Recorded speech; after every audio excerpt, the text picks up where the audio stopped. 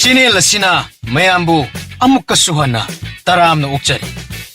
Channel asibu nungsibirabadi wari khak taraga thokpiki. Adom madongi mamal yamlabu kubi sing aduna subscribe amadi notification bell icon adada git launa amuktang nambira.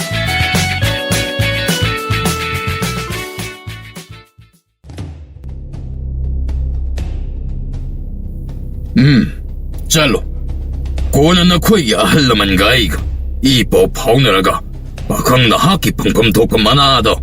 Ning tau ay na soy na pangangani. Pabung, mahagsalhan ba yaroy? Ka asidagi mapantoan ki ba di yay? Konong gisana tongwang wala na chalhan ki ba yaroy? Karigino. Nahag na adang natatiriwa. Bakang asida. Nangbo. Wakal ga joyrak labro. Pabung na, nasagi wa tabiraroy hayrabasu. Umang dasat kriba manay sing halaktriba pauba. Bakang lase, konong manung asidagi lantoan ba yadri? Kaday, isagi satin purakliba pakangado.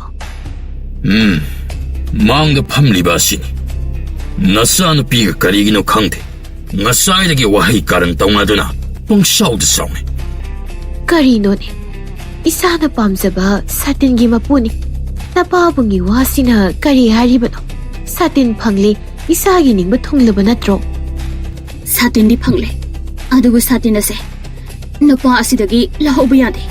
Puduna salhan ki gadabane. Aibo ningthau na karisu leitana khambibani. Ai hak satin na se pam su pamde. Karisu leitaba satin na se mangbadagi laina oina naduna phamung de ataduna lei haibasibo tabra nokni. Makok bera leibna satin namagdamakta ngauna naribasi. Karino moy pabung, satin katlaraba misak asibu satin gimapu natabro. Lebaki maharani nasana pinangang sali wasing ase amat taba yad. Ima, satin purakliba na pasi, nasana masakhangde. Naong mata ukitri. Mahak, tauba nga ba huran ba? Huran ba mi oiram gani ima? Karino ibima nang nahariba dupo. Satin na si mang boyram loy. Thawin na raskumay na mang krayaduna. Lebak miyam da ningthau na pawthok halaga. Satin purakun na pan pi angangahan mana chaw na pigani haina la na pawjen bani. Satin na si boy ningthau da katlari ba misakado pakhang oirabadi isa na pi luhongduna pigani. Masina tra. Kaya da hay singlaba Raskumari ki thoksil no.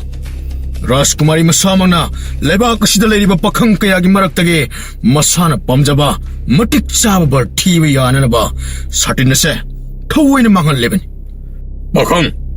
Nahag na hariba di langani. Lebak kumba ningthau ge chum wafam ni khanduna satin phangna na ba matam kaya mangna duna tihal. Sanalupa phangani harabade mipum khuding masagi mathau thadokuna tinaba tabani. Ta kaya sang satin thiba gi thabak tawnare. Kari satin phangmangamte. Adudi satin ase. Nang na huran duna khunjin ba sariba karigino. Satin na siya na phangle. Huran ba khulak pu oige. Ay isa na ningthau da katlari basin. Masida Raskumari gi ayaba yadaba pibagi mathau oide. Maharani. Nasano piyase. Magi kadang haktang ningtin pothal. Magi wase. Asum targa. Hay tabang amlaktre. Laoy bima, napabunga wari watay tawzarani. Nangbu, ngasi mangang hayeng na mangang tarakliba karigino. Iseng na Raskumari na masagi bar thiba satpa phajage haiduna satin mang khibagi namada satin thiba saminaraga apama nupa amada satin na se pisin ge thorang ban. Hare, ay nupa asiga wa makhatana ngang na bangamtre. Aduga pabung, nupa ase umang da zatkriba manay sing laktriba makai thadok ba yaroy. Hoy ni thadok loine. Satin na se makut makna ningthau ay phamda katlarabani. Maharani amasung Raskumari mapan thokre. Ningthau na pakhang sari ga lehore. Pakhang sari do tumin na unglaga phamduna le. Tammani pa. Nahak 이사누피기 와하이싱 아두다 소이드나 와라우람라카니 마하키 와칼라세 아이코이수 라잉두나 깐나 예행리바니 마캉아도 까리무타 하이드나 아둠팡 닝통나 만나야 막곡신드나 마캉아도기 짜나 탁나바 뚱나 힙나바 타우랑 똥나바 야탕 떠그리 만나이 타드나 마캉아도 불람징드나 포타품까다 부실레 마캉아도 뽕닝다 마원 칼락레 오 우멍도 타크리바 만나이 싱아도 락로가 아싱아 뽕마 캉락라니 아이나 까리 뽀쿰쿰가니 이마나바니드나 까름 떠롱가봐 닝통만나 아니두가 우망기 빠캉아두가나 까름 떠오리바 마코이바 락나 파나 떠오나바다 푸나 ចេញបធុកតណាសោកពុស៊ីវយរំលកណាក្រំតោបអេសុសាតិនសិដងផងលកលួយរហៃតណាហនយិងលំដនចលកលេអេសេបងក្រេដាមកខួយហុមកស៊ីឌីផបាឧតុបវតុមណធំដតណាហាតុកលំកដបនីអេសួយអេហុកជេអេណាថៃណបឧបាយលេត្ររាសគុមារីនតរៃទូកដបស្មានដេអេសុកនុងមនុងដេ토큰 바야로 쇼하이리 닝통만아 싱어르나 우멍나게 할락라가 싱어 뿜먹항락라데 아이 우빠이마 떠오라가 꼬눈나게 셀러오나봐 떠오보는 바리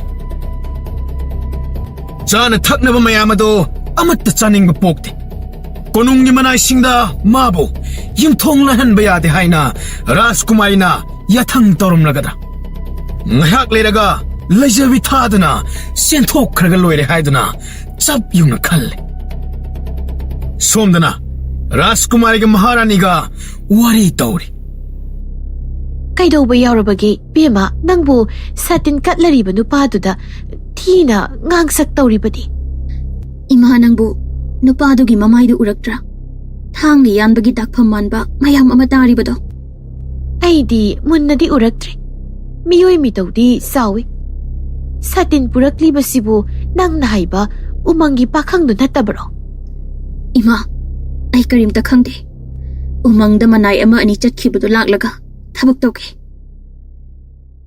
솜다 마나이 아니 훔 우망 여우레 사나따나 까나구마 따이방 미 아마따 레이람드레 우망 마농 꼬잉잉레 비롤 짜나 탁나바 아마따 레이바 우데 꼰나 잣키부 오이람니 하이드나 마나이 아니 훔도 우망다기 할락레 할락바다 사골 아니도 사직 사드나 레이브 오이 사골 레이브 우바드다 마코이 싱어도 포타브 오이리니 하이드나 카나라미 누밋 맘실락레 사골 마낙 여록바다 까나수 레이브 우데 마코이 어훔마드나 까도움다 레이브노 하이드나 레이드나 카라사 톡두나 예행바다 바캉아도 이나이 따바 마카이 롱나 힙두나 레라미 마낙낙나 마나이 아니두수 아요나 헤드나 읍신두나 힙두나 짜이나 캉두나 레라미 떠오리바 마떠오도 우바다 마코이 망아 따룩장두나 마나이 아니도 사골라 탕갈레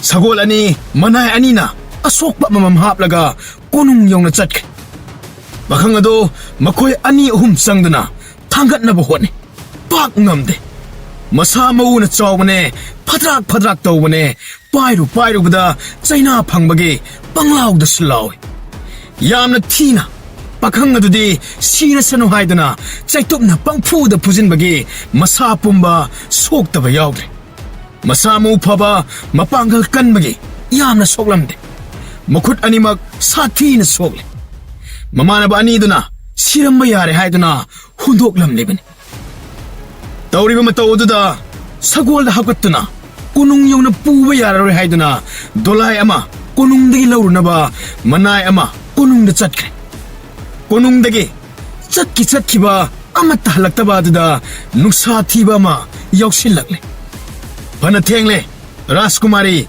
나잉함드레 karamna satin asi gunda asina puduna lakliba umangda lehoba satin bu mahakna karamna huduna purakliba akhanga do satin ase thadok bu sukya yadi haina sinaramlibani masu gyan phasana tahawi natraga ꯎꯃꯪꯗꯒꯤ ꯀꯣꯅꯨꯡ ꯇꯝꯅ ꯃꯅꯥꯏ ꯑꯅꯤꯗꯨꯒ ꯍꯜꯂꯛꯄꯗ ꯂꯝꯈꯥꯡꯗ ꯊꯠꯇꯨꯅ ꯃꯌꯥꯝ ꯆꯪꯗꯨꯅ ꯃꯨꯟꯕ ꯑꯣꯏꯔꯝꯕꯁꯨ ꯌꯥꯏ. ꯋꯥꯈꯜ ꯆꯔꯥꯡꯅꯔꯤꯉꯩꯗ ꯁꯒꯣꯜ ꯊꯧꯖꯤꯜꯂꯛꯄꯒꯤ ꯃꯈꯣꯜ ꯑꯃꯗꯤ ꯃꯤꯈꯣꯜ ꯇꯥꯔꯦ. ꯔꯥꯖꯀꯨꯃꯥꯔꯤ ꯉꯥꯏꯉꯝꯗ ꯆꯦꯟꯊꯣꯛꯇꯨꯅ ꯌꯦꯡꯉꯤ. ꯁꯒꯣꯜ ꯑꯅꯤꯗꯒꯤ ꯐꯗ꯭ꯔꯥꯛ ꯇꯥꯔꯕ ꯃꯅꯥꯏ ꯑꯅꯤꯗꯨ ꯂꯧꯊꯅꯕ ꯍꯣꯠꯅꯕ ꯑꯗꯨ ꯎꯔꯛꯏ. ꯄꯥꯈꯪ ꯑꯗꯨꯒ ꯂꯥꯛꯃꯤꯟꯅꯧ ꯍꯥꯏꯅ ꯎꯃꯪꯗ ꯂꯩꯍꯧꯕ ꯃꯅꯥꯏ ꯑꯅꯤꯗꯨꯅꯤ ꯍꯥꯏꯕ ꯈꯪꯂꯛꯂꯝꯃꯤ. ꯁ꯭ꯋꯥꯏ ꯂꯥꯎꯈ꯭ꯔꯦ. ꯏꯅ ꯄꯨꯡꯉꯥꯡ ꯉꯥꯡꯕ ꯑꯗꯨ ꯎꯕꯗ ꯄꯥꯈꯪ ꯑꯗꯨ ꯁꯣꯏꯗꯅ ꯃꯌꯥꯝ ꯆꯪꯗꯨꯅ ꯍꯥꯠꯇꯣꯛꯂꯝꯂꯅꯤ ꯈꯟꯗꯨꯅ ꯂꯋꯥꯏ ꯂꯨꯇꯣꯟ ꯀꯥꯈ꯭ꯔꯦ. ꯄ꯭ꯔꯞ ꯆꯦꯟꯁꯤꯜꯂꯛꯇꯨꯅ ꯃꯄꯥꯕꯨꯡꯗ ꯄꯥꯎ ꯇꯝꯅꯔꯦ. ꯄꯥꯈꯪ ꯁꯥꯔꯤ ꯍꯨꯔꯥꯟꯕꯗꯣ ꯊꯥꯗꯣꯛꯄ ꯌꯥꯗꯦ ꯄꯥꯕꯨꯡ. ꯁꯥꯇꯤꯟ ꯀꯠꯂꯒꯗꯕ ꯄꯥꯈꯪ ꯑꯗꯨꯒ ꯂꯥꯛꯃꯤꯟꯅꯒꯗꯕ ꯃꯅꯥꯏ ꯑꯅꯤ ꯑꯗꯨꯗꯤ 이힘 나힘 사바 마카이 람항덕이 쿨라가 부럭하오래. 박항아두디 야우대. 사들 락바 박항두디 까다이들 라이크레 빠봉. 하이, 거의도 오래 독다 핑다 핑리베데. 하이는 까마다 보타 할리베니. 까두 땀나 라스쿠마리 라이. 까두다 까나무따 레람데. 통쇼 라운 항람니. 마빠봉이 만악다 묵장락도나 빠옥 땀나래. 빠봉, 마학 젠크레. 나사나 하이자바더니 마학 팟다바 오이다바 떠바 미삭니 하이나. 마학이 굿부 아마 셈라가 사틴 아두부 문도나 부락부 오이가니. 빠봉, 하우시까리 떠가니. 빠봉나 이나 이센 타독도나 후란바 박항 아두부 티라가 파다바 야로이. 미 핫방암바 미네. 탕팜나 마마이다 따리바도 빠봉디 우드라. 하요 이나야니 우망기 박항도나 까람다 호리. Sanay bema. Ako'y mamin tanadre. Lumlaga chituk utop na mapamaram kang na pudarak pada gyan loy na mangkre. Ha, maso sati na solam gani natraga siram basiya. 인타오, 하이코이, 돌아야만 라우락잡네. 하이코이, 우멍대 돌아야만 뿌라가 투어나멍 셋다바 야드레 닝타오. 시바야나 푸바 사이바 떠럼라가니. 빠봉, 남탁떠보 후란바다서 난톡크레. 빡티바 캉라로이 롯크라가니. 돌아이 로바 락리바세. 우멍기 빡캉도 사골다 뿌락바 야람라로이. 닝타우 와마따 ꯉꯥꯡꯗꯅ ꯆꯞ ꯌꯨꯡꯅ ꯂꯦꯞꯂꯒ ꯂꯩ. ꯃꯍꯥꯔꯥꯅꯤꯅ ꯃꯅꯥꯏ ꯄꯨꯝꯕ ꯄꯥꯈꯪ ꯁꯔꯤꯗꯨꯕꯨ ꯊꯤꯔꯒ ꯄꯨꯔꯛꯀꯗꯕꯅꯤ ꯍꯥꯏꯅ ꯌꯥꯊꯪ ꯇꯧꯈ꯭ꯔꯦ. ꯃꯍꯩ ꯑꯍꯤꯡ ꯑꯣꯏꯔꯕꯁꯨ ꯈꯨꯠꯁꯨ ꯈꯨꯠꯂꯥꯏ ꯄꯥꯏꯗꯨꯅ ꯃꯥꯏꯀꯩ ꯆꯠꯅꯈ꯭ꯔꯦ. ꯑꯍꯤꯡ ꯑꯗꯨ ꯃꯔꯥꯡ ꯇꯧꯗꯨꯅ ꯇꯨꯝꯅ ꯍꯤꯞꯅꯗꯅ ꯍꯧꯈ꯭ꯔꯦ. ꯅꯣꯡ ꯉꯥꯜꯂꯕ ꯃꯇꯨꯡ ꯐꯅ ꯊꯦꯡꯂꯕ ꯐꯥꯎꯕ ꯃꯅꯥꯏꯁꯤꯡ ꯍꯜꯂꯛꯇ꯭ꯔꯦ. ꯔꯥꯖꯀꯨꯃꯥꯔꯤ ꯄꯣꯊꯥꯐꯝ ꯈꯪꯗꯦ. ꯃꯅꯥꯏ ꯑꯇꯩꯗꯨꯅ ꯌꯨꯝꯊꯣꯡ ꯈꯨꯗꯤꯡ ꯅꯥꯔꯛ ꯎꯔꯛ ꯆꯪꯗꯨꯅ ꯄꯥꯈꯪ ꯑꯗꯨꯕు ꯊꯤꯕ ꯍꯨꯝꯕ ꯇꯧꯔꯤ. ꯍꯨꯔꯥꯟꯕ ꯄꯥꯈꯪ ꯑꯗꯨꯒꯤ ꯃꯃꯥꯟꯅꯕ ꯑꯅꯤꯗꯨ ꯌꯨꯝꯗ ꯂꯩꯔꯕꯁꯨ ꯂꯩꯐꯝ ꯈꯪꯗ꯭ꯔꯦ. ꯃꯈꯣꯏꯁꯨ ꯈꯔ ꯁꯣꯛꯄ ꯈꯣꯠꯄ ꯌꯥꯎꯕꯅꯤꯅ ꯐꯃꯨꯡꯗ ꯍꯤꯞꯇꯨꯅ ꯂꯩꯕꯅꯤ. ꯃꯅꯥꯏ ꯃꯌꯥꯝꯅ ꯈꯨꯠꯁꯨ ꯈꯨꯠꯂꯥꯏ ꯄꯥꯏꯗꯨꯅ ꯌꯨꯝꯊꯣꯡ ꯈꯨꯗꯤꯡ ꯆꯪꯗꯨꯅ ꯊꯤꯔꯛꯄ ꯑꯗꯨꯗ ꯃꯤꯄꯨꯝ ꯈꯨꯗꯤꯡ ꯂꯣꯏꯅ ꯈꯪꯅꯈ꯭ꯔꯦ.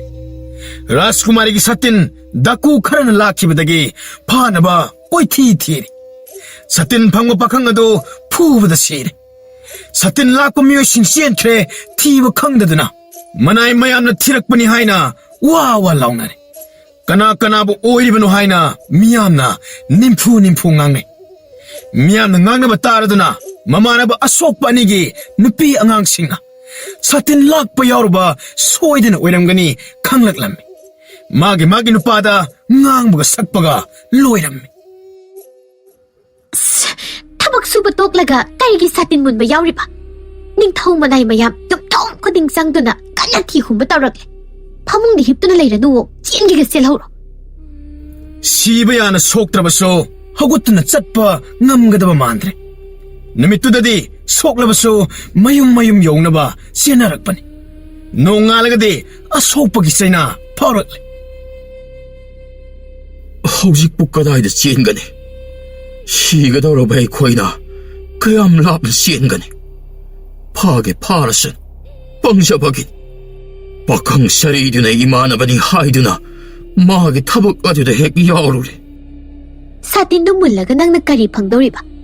파캉사리 누피 티바 캉다바 마부 라스쿠마리가 팜자 사리네. 사틴도 마나 펑바수 나떼. 미 ꯑꯇꯣꯞꯄꯅ ꯐꯪꯂꯕ ꯁꯥꯇꯤꯟꯗꯨ ꯂꯃꯈꯥꯡꯗ ꯃꯨꯜꯂꯒ ꯅꯤꯡꯊꯧꯗ ꯀꯠꯀꯅꯤ ꯍꯥꯏꯅ ꯇꯧꯔꯤꯕ ꯃꯥꯕꯨ ꯉꯥꯎꯗꯦ ꯍꯥꯏꯒꯦꯔꯣ? ꯅꯤꯡꯊꯧ ꯃꯅꯥꯏ ꯃꯌꯥꯝꯅ ꯊꯤꯕ ꯍꯨꯝꯕ ꯇꯧꯔꯛꯂꯅꯤ. ꯑꯁꯦꯡ ꯑꯁꯦꯡꯕꯗꯣ ꯍꯥꯏꯗꯣꯛꯆꯧ. ꯃꯤ ꯐꯠꯇꯕꯒ ꯇꯤꯟꯅꯔꯒ ꯑꯋꯥꯕ ꯅꯪꯕ ꯌꯥꯎꯔꯦꯗꯣ. ꯁꯟ ꯑꯁꯤꯕꯒꯤ ꯃꯅꯥꯛꯇ ꯂꯦꯞꯄꯒ ꯄ꯭ꯔꯥꯏꯖꯤꯠ ꯐꯪꯏ. ꯌꯣꯠꯄꯤꯁꯨ ꯎꯒ ꯇꯤꯟꯅꯔꯒ ꯏꯁꯤꯡꯗ ꯇꯥꯎꯏ ꯍꯥꯏꯅꯕ ꯂꯩꯕꯅꯤ. ꯑꯩꯈꯣꯏꯁꯨ ꯑꯣꯟꯊꯣꯛꯅ ꯄꯪꯂꯨꯔꯦ. ꯃꯥꯅ ꯔꯥꯖꯀꯨꯃꯥꯔꯤ ꯂꯧꯔꯕꯗꯤ ꯑꯩꯈꯣꯏꯁꯨ ꯍꯌꯦꯡ ꯀꯥꯟꯅꯕ ꯑꯣꯏꯖꯕ ꯈꯖꯤꯛꯇ ꯑꯣꯏꯔꯕꯁꯨ ꯄꯤꯔꯛꯀꯅꯤ ꯍꯥꯏꯕꯗꯨꯗ ꯍꯦꯛ ꯑꯩꯈꯣꯏꯁꯨ ꯄꯥꯝꯂꯨꯔꯦ. ꯃꯁꯤ ꯄꯨꯝꯅꯃꯛ ꯑꯣꯏꯖꯕ ꯄꯥꯝꯕ ꯀꯂꯛ ꯈꯝꯕꯟ ꯆꯥꯎꯕꯒꯤ ꯃꯍꯩ. ꯏꯁꯥꯁꯨ ꯃꯇꯝ ꯈꯔꯗꯤ ꯊꯕꯛ ꯁꯨꯕ ꯆꯠꯄ ꯉꯝꯒꯗꯕ ꯃꯥꯟꯗ꯭ꯔꯦ. ꯏꯇꯥꯎ ꯑꯃꯗꯨꯁꯨ ꯑꯩꯒ ꯆꯞ ꯃꯥꯟꯅꯩ. ꯃꯍꯥꯛꯁꯨ ꯑꯩꯒꯨꯝꯅ ꯂꯦꯡꯕ ꯂꯥꯛꯄ ꯑꯃꯠꯇ ꯌꯥꯔꯝꯂꯔꯣꯏ.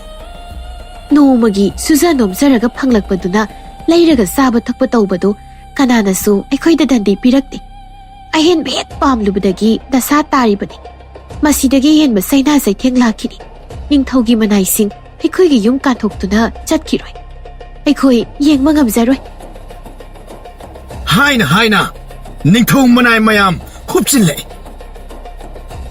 아이 후란바 사튼 후란바 미우 세급나 하기 호나바 그나그나노 생나요 나 거기 미끼하노 생나요 나의 아줌마 막다 하이자게 어이코이 없네. 박흥샤리에 누나 어제 오이탁 비근이 하이버두다 어이코이 수빵 탄샤루래. 헤라 마시마사게 좀 오라 푸닝이 마시 아유 헤라 아유 이 맛이래. 아이고 아목다리 포비가 너 속분났다 봐. 속분났다 봐. 마파마마다 이행나가 깐게 할바 쑥간비요. 이 안기니 이알 하나기야 속분났다 보다. 속분났다 보다 오이나 깐비요. 까리 아유 까리 아무나 독비로 속분났다 보다 오이나 깐비로. 박항 사리기 매운 까다이든 하요 지행나 하요 하이자게 마파마 시다게 카나디 왈 마디 꼬능디 술래롱가니 샤튼 뿌라가 시엔 칼바니 마디 까리 쇼마타 쇼키데 거야니라니 푸나드날레 오리바다 제도 빠이호보기 거야 남보기 와니 마도기 우망기 빠콩가다 마팡가 파나파이 거야 빠에미 확신몽함데 또 빠이바에 코에니 쌍라바 파오보다 마팡글 한번한테 마가 빠나보다 이 코에기 피만마세 뭐시야 오리바네 우망가족이 빠캉가주다 이 코에야세 야암나 랑크 마두 티와 캉다바 빠캉샤리 도목 자와득이 왈라우르 바득이 나시디 마이 팡레 포비요 아이고 시나바 오이라바 수포비요 힐링들 하레마파 오자 오이탁 빰루바기니 이샤나 후망다는 수제라가 싸닝다바기 나시디 마이 팡레다 마도기 마이니 만화의 싱아도 농수노할 때 녹수농냉이 푸부야바 푸람라가 마탕 짰기 아솜나 아또빠 마마나바 아두다소 마옹따나 푸레 마마나바다소 마두망아 빠쿰 짭마네 닝토 만화의 싱나 까숑 상다리 탐비라로이 아드보 박항사리 후란 바드디 마통 싸가다바 만드리 하이드나 나락 목송 셋바가 팍바가 따오드나 박항사리에도 티브 토크래 누밋 따람다이다 돌아이다 우망기 박항아 속바도 뿌르가 락래 만화의 미암 쌍두나 속바도 히락 랑탁 따오나바 까마다 땀나 탕질래 라스쿠마리 뿌랍뿌랍 짱락두나 까드드 짱래 ꯄꯥꯈꯪ ꯑꯗꯨꯒꯤ ꯑꯁꯣꯛꯄ ꯐꯤꯕꯝ ꯑꯗꯨ ꯎꯕꯗ ꯁꯥꯎꯕꯅ ꯂꯨꯇꯣꯟ ꯀꯥꯈ꯭ꯔꯦ ꯃꯃꯥꯏ ꯑꯗꯨꯗꯪꯗꯤ ꯀꯌꯥ ꯁꯣꯛꯇꯕ ꯃꯥꯜꯂꯤ ꯃꯈꯣꯡ ꯃꯈꯨꯠ ꯑꯌꯥꯝꯕꯅ ꯊꯤꯅ ꯁꯣꯛꯂꯦ ꯃꯇꯧ ꯑꯗꯨ ꯎꯕꯗ ꯅꯤꯡꯊꯧ ꯃꯍꯥꯔꯥꯅꯤꯁꯨ ꯇꯨꯖꯨꯡꯕ ꯄꯣꯛꯈ꯭ꯔꯦ ꯑꯣꯟꯊꯣꯛꯅ ꯃꯤꯅꯨꯡꯁꯤ ꯂꯩꯇꯕ ꯎꯃꯪꯗ ꯂꯩꯕ ꯁꯥꯒ ꯆꯞ ꯃꯥꯟꯅꯩ ꯀꯔꯤꯒꯤ ꯃꯈꯣꯏꯅ ꯁꯥꯇꯤꯟ ꯃꯨꯟꯕꯗꯤ ꯃꯨꯟꯕꯅꯤ ꯃꯤꯕꯨ ꯁꯤꯔꯁꯅꯨ ꯃꯇꯥꯒꯨꯝ ꯎꯇꯨꯞ ꯋꯥꯇꯨꯞꯅ ꯊꯣꯝꯗꯨꯗ ꯍꯥꯠꯅꯕ ꯍꯣꯠꯅꯔꯤꯕ ꯄꯥꯈꯪ ꯁꯥꯔꯤ ꯑꯗꯣ ꯐꯪꯗ ꯐꯪꯈꯤꯁꯅꯨ ꯃꯥꯕꯨꯁꯨ ꯃꯇꯤꯛ ꯆꯥꯅ ꯑꯩꯅ ꯁꯣꯏꯗꯅ ꯋꯥꯔꯛꯀꯅꯤ ꯑꯗꯨꯒ ꯃꯄꯨꯟꯁꯤ ꯆꯨꯞꯄ ꯑꯗꯨꯕꯨ ꯀꯩꯁꯨꯝꯁꯪꯗ ꯑꯩꯅ ꯂꯦꯜꯍꯟꯒꯅꯤ ꯑꯣꯏꯗꯕ ꯉꯥꯡꯕ ꯀꯌꯥꯗ ꯃꯥꯅ ꯉꯥꯡꯂꯤꯕꯅ ꯅꯨꯃꯤꯠ ꯈꯨꯗꯤꯡꯒꯤ ꯑꯩꯅ ꯆꯩ 10 ꯐꯨꯍꯟꯒꯅꯤ ꯅꯤꯡꯊꯧ ꯑꯩꯕꯨ ꯎꯁꯤꯠꯊꯑꯣꯏꯗꯕ ꯑꯣꯏꯗꯕ ꯉꯥꯡꯕ ꯀꯌꯥꯗ ꯃꯥꯅ ꯉꯥꯡꯂꯝꯂꯤꯕꯅ ꯏꯆꯥꯅꯨꯄꯤꯒ ꯃꯥꯒ ꯉꯥꯡꯅ ꯁꯛꯅꯕ ꯑꯗꯨ ꯅꯤꯡꯊꯧ ꯑꯩꯅꯗꯤ ꯁꯦꯔꯥꯟ ꯇꯨꯔꯥꯟꯅ ꯈꯜꯂꯗꯨꯅ ꯏꯆꯥꯅꯨꯄꯤꯕꯨ ꯃꯀꯣꯛ ꯕꯦꯔꯥ ꯂꯩꯕꯅꯤ ꯍꯥꯏꯗꯨꯅ ꯃꯗꯨꯝꯅ ꯁꯦꯔꯥꯟꯅ ꯈꯜꯂꯨꯔꯦ ꯏꯆꯥꯅꯨꯄꯤꯒꯤ ꯋꯥ ꯄꯨꯝꯕ ꯑꯆꯨꯝꯕ ꯉꯥꯛꯇ ꯑꯣꯏꯔꯝꯂꯦ ꯉꯁꯤꯗꯤ ꯄꯥꯈꯪ ꯁꯥꯔꯤ ꯑꯗꯨꯅ ꯉꯥꯡꯅ ꯁꯛꯂꯤꯕ ꯑꯗꯣ ꯑꯆꯨꯝꯕ ꯉꯥꯛꯇ ꯑꯣꯏꯔꯕꯣꯏ ꯑꯩꯒꯤ ꯋꯥꯈꯜ ꯑꯁꯤꯅ ꯁꯥꯒꯠꯂꯨꯔꯦ ꯏꯆꯥꯅꯨꯄꯤꯅ ꯎꯃꯪꯗ ꯃꯁꯥꯃꯛꯅ ꯀꯔꯤꯒꯨꯝꯕ ꯆꯠꯂꯝꯗ꯭ꯔꯕꯗꯤ ꯁꯥꯇꯤꯟ ꯀꯠꯂꯤꯕ ꯄꯥꯈꯪ ꯁꯥꯔꯤ ꯑꯁꯤꯅ ꯁꯣꯏꯗꯅ ꯏꯆꯥꯅꯨꯄꯤ ꯑꯁꯤꯕꯨ ꯂꯨꯍꯣꯡꯗꯨꯅ ꯂꯧꯔꯝꯒꯅꯤꯗ ꯀꯣꯅꯨꯡ ꯃꯅꯨꯡ ꯄꯨꯡꯂꯥꯡ ꯂꯥꯡꯅꯔꯦ ꯀꯣꯏꯆꯦꯟ ꯆꯦꯟꯅꯔꯦ ꯍꯤꯗꯥꯛ ꯂꯥꯡꯊꯛ ꯏꯁꯤꯡ ꯑꯁꯥꯕ ꯃꯅꯥꯏ ꯅꯨꯄꯤ ꯀꯣꯏꯆꯦꯟ ꯆꯦꯟꯅꯩ ꯂꯩꯕꯥꯛ ꯁꯤꯟꯅ ꯁꯥꯇꯤꯟ ꯐꯪꯂꯤꯕ ꯎꯃꯪꯒꯤ ꯄꯥꯈꯪ ꯁꯥꯊꯤꯅ ꯐꯨꯕꯤꯗꯨꯅ ꯁꯤꯔꯦ ꯍꯥꯏꯅ ꯉꯥꯡꯅꯔꯛꯂꯦ ꯂꯝꯍꯥꯡꯗ ꯂꯪꯁꯦꯛꯂꯝꯂꯦ ꯁꯤꯅꯤꯡ ꯆꯤꯠꯇ ꯍꯤꯡꯍꯧꯔꯦ ꯂꯩꯕꯥꯛ ꯁꯤꯟ ꯊꯨꯡꯅ ꯋꯥꯔꯤꯅꯈ꯭ꯔꯦ ꯄꯥꯈꯪ ꯁꯥꯔꯤꯗꯨ ꯀꯅꯥꯁꯨ ꯑꯣꯏꯔꯝꯂꯣꯏ ꯃꯤꯒꯤ ꯃꯄꯣꯠ ꯍꯨꯔꯥꯟꯕ ꯅꯨꯄꯤ ꯊꯤꯕ ꯈꯪꯗꯕ ꯅꯨꯄꯥ ꯑꯗꯨꯅꯤ ꯍꯥꯏꯕ ꯈꯪꯅꯔꯦ ꯅꯤꯡꯊꯧ ꯃꯅꯥꯏꯁꯤꯡꯅ ꯑꯍꯤꯡ ꯅꯨꯡꯊꯤꯜ ꯂꯦꯞꯇꯅ ꯀꯟꯅ ꯊꯤꯔꯤ ꯍꯥꯏꯕ ꯂꯩꯕꯥꯛ ꯄꯨꯝꯕ ꯈꯪꯅꯔꯦ ꯃꯇꯝ ꯀꯌꯥ ꯆꯪꯅ ꯅꯨꯃꯤꯠ ꯀꯌꯥꯅꯤꯔꯣꯝ ꯎꯃꯪꯒꯤ ꯄꯥꯈꯪ ꯑꯗꯨ ꯐꯪꯅꯕ ꯍꯣꯠꯅꯔꯤ ꯊꯥ 4ꯔꯣꯝ ꯍꯧꯈ꯭ꯔꯦ ꯄꯥꯈꯪ ꯁꯥꯔꯤ ꯑꯗꯨ ꯊꯤꯕ ꯐꯪꯗ꯭ꯔꯦ ꯅꯤꯡꯊꯧ ꯃꯅꯥꯏꯁꯤꯡꯅ ꯄꯥꯈꯪ ꯁꯥꯔꯤꯒꯤ ꯌꯨꯝꯒꯤ ꯑꯍꯜ ꯂꯃꯟꯁꯤꯡꯗ ꯀꯔꯤꯁꯨ ꯑꯋꯥꯕ ꯄꯤꯕ ꯇꯧꯗꯦ ꯄꯥꯈꯪ ꯑꯗꯨꯗ ꯐꯪꯂꯒ ꯆꯩꯔꯥꯛ ꯄꯤꯒꯅꯤ ꯍꯥꯏꯕ ꯑꯁꯤꯅ ꯅꯤꯡꯊꯧꯒꯤ ꯋꯥꯔꯦꯟꯅꯤ ꯎꯃꯪꯒꯤ ꯄꯥꯈꯪꯒꯤ ꯃꯁꯥꯁꯨ ꯅꯣꯡꯃ ꯅꯣꯡꯃꯒꯤ ꯐꯒꯠꯂꯛꯂꯦ ꯊꯥ 1-2ꯒꯤ ꯃꯇꯨꯡꯗ ꯎꯃꯪꯒꯤ ꯄꯥꯈꯪꯒ ꯔꯥꯖꯀꯨꯃꯥꯔꯤ ꯆꯪꯂꯩ ꯁꯅꯥꯒ ꯂꯨꯍꯣꯡꯕꯒꯤ ꯊꯧꯔꯥꯡ ꯇꯧꯔꯅꯤ ꯍꯥꯏꯅ ꯀꯣꯅꯨꯡ ꯃꯅꯨꯡ ꯋꯥ ꯋꯥ ꯂꯥꯎꯅꯔꯦ ꯂꯣꯠꯇꯨꯅ ꯂꯩꯔꯤꯕ ꯄꯥꯈꯪ ꯁꯥꯔꯤ ꯑꯗꯨ ꯏ ꯄꯥꯎ ꯑꯃꯠꯇ ꯇꯥꯗꯅ ꯆꯤꯡꯅꯨꯡ ꯑꯃꯒꯤ ꯃꯅꯨꯡꯗ ꯑꯐꯪ ꯑꯐꯪꯕ ꯍꯩꯔꯥ ꯀꯣꯏꯊꯤ ꯊꯤꯗꯨꯅ ꯐꯪꯗ꯭ꯔꯒꯅ ꯑꯁꯪꯕ ꯎꯅꯥ ꯆꯥꯔꯒ ꯁꯤꯗꯅꯕ ꯍꯣꯠꯅꯔꯤ ꯃꯤꯄꯣꯡ ꯎꯔꯛꯇꯕ ꯊꯥꯁꯤꯡ ꯌꯥꯝꯂꯛꯂꯤ ꯃꯃꯥ ꯃꯄꯥꯅꯁꯨ ꯂꯝꯍꯦꯟꯕ ꯃꯆꯥꯗꯣ ꯊꯤꯕꯒꯤ ꯋꯥꯈꯜ ꯇꯧꯗ꯭ꯔꯦ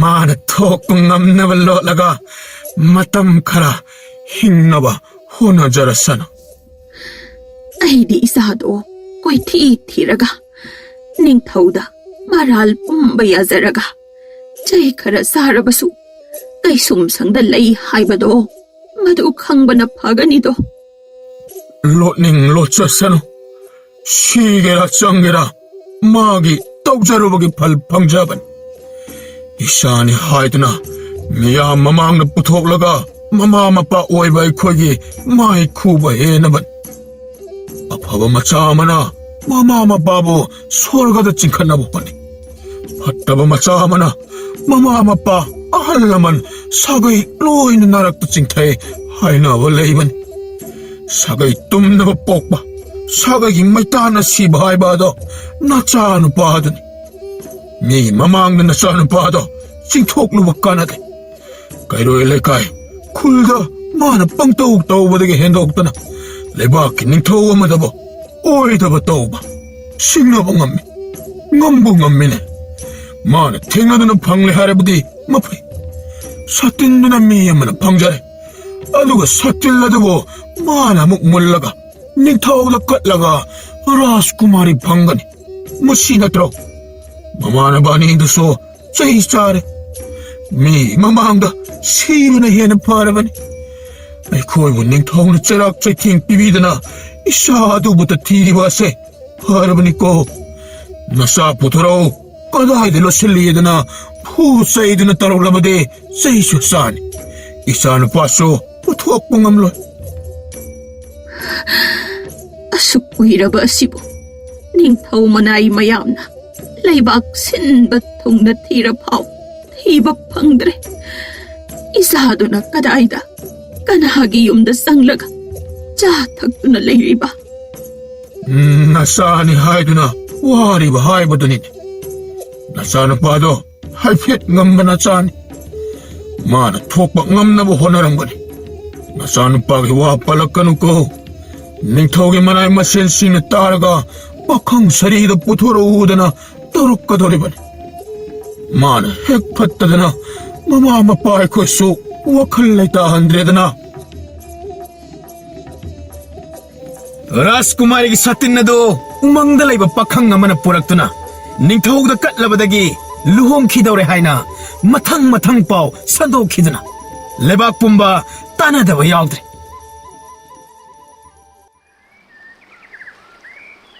पाखंग दो ममा मपा मसक खंगदे हाय हान मिरोल ngangamde सामरोल ngangi मफी सेलमदे सो हाय अदगिने उकू वाकुसु सेट हाइरिने राजकुमारी न उमंग न सत्तना सतिन थीव संगमुदा थेंगरकपनी सो हाइरि पाखंग द ओबदा राजकुमारी न पमन खिदना सतिन पिसिलंबनी हाइरिने हेरा कदाइद गिनोदा सतिन नदुदि नुसिद न हुमनगा नोंथोक्ता पुखत्खिबदगी उमंग अदुद दासिलक्तुना है उमंग अदुद लैबा पाखंग अदुना लौसिनजबदीने इशोरना पिबिबदे 호호호 사뜬너드기 마반드게 라스쿠마리 팡두나 닝토 오이럭빠야는 레이레 마시 뿜바 아이기 라이복도 땀락pan 아이코이 야움 크랑알레박 아시게 나하 아할 누피 양앙 파워나 사틸라도 티브 팡드리바니네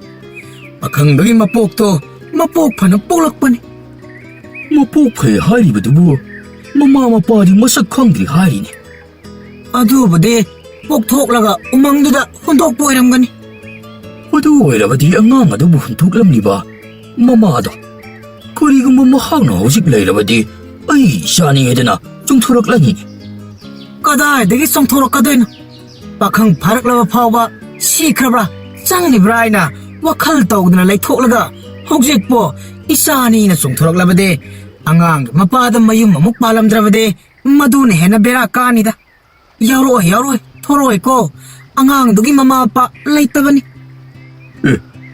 마마아빠 레이따바디 앙앙아두디 농 따락보다 야롭고 다리네 아숨나 빵앙당 앙나비니 럭드로비기 마차 오이람가니 용마칼 아마기 마차 오이람가니 로이바 나이데 미왕 앙나바기 로이바 레이떼 미왕 앙나라가 하이나바 matam lianba kangbu laipung phamda wari saraga mayum da hanjalaga chak changi tumba yai hainaribani nomagi oidaba miwa ngangnaraga mibu noknaba karim kathainaba tawraga hainajaba kangbu lairibani asumna ngangnariba kangbuna ngangnajarabaso mama mapa yaudana po I hainarabaso sanabu po I hainarabaso umangi pakhangado राजकुमारी가 루홍두나 닝터기 마막 오이크레 누미당 와름 쿠딩 라스쿠마리가 빡항마두가 고농길레 꼴농다 사틴나두부 칼라가 잉나 찍나 눅시 찔록나두나 룽아이나 빨락레 라스쿠마리기 사틴 수팡 빡항사리 후란 바두디 ngasi 파오바 가다이다 까람나 힝리버게 하이브도 까나 수캉 기드레 Mona tanjaba satindo tuna taglani dolai tatta punshigi